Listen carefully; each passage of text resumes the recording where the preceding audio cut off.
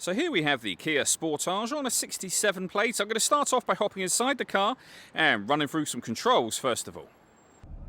Okay, now that we're inside the car, we're going to start with the dials. Over on the left-hand side, we have the rev counter and coolant temperature gauge. And on the right-hand side, the speedometer and fuel gauge. In the centre, you can see the total miles for this car. They are 31,629.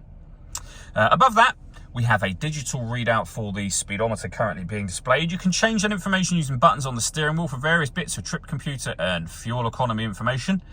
There are other menus available too. So we have satellite navigation, vehicle systems, your audio, settings, and also user settings menu as well. And they are all accessed via the buttons on the right-hand side of the steering wheel here.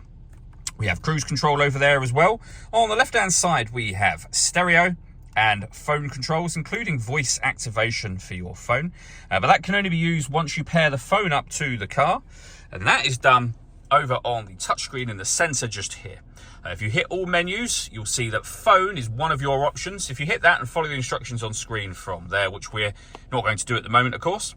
When it comes to music, we've got the radio, DAB, FM and AM radio, as you can see. If you want to listen to your own music, you'd hit media. Nothing is connected at the moment. You can connect up an auxiliary device, a USB device. You can also stream your music wirelessly via Bluetooth audio.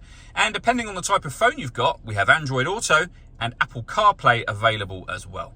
This car's also got satellite navigation. We've done a full video that shows how Kia's satellite navigation works, and you can find that on our website and on our YouTube channel. And if I pop the car into reverse, you also see a full color reversing camera as well.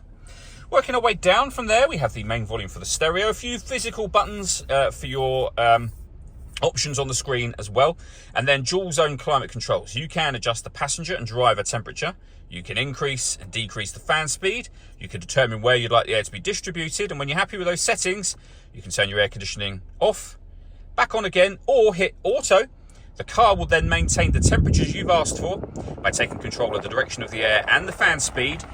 Any manual adjustment, as I've just made, will turn auto off and allow you to put it back on your own settings. And any adjustment you make will show temporarily along the top of the screen just there as well. Beneath that, we have a heated driver's seat with 3 different heat settings, and the same for the passenger side.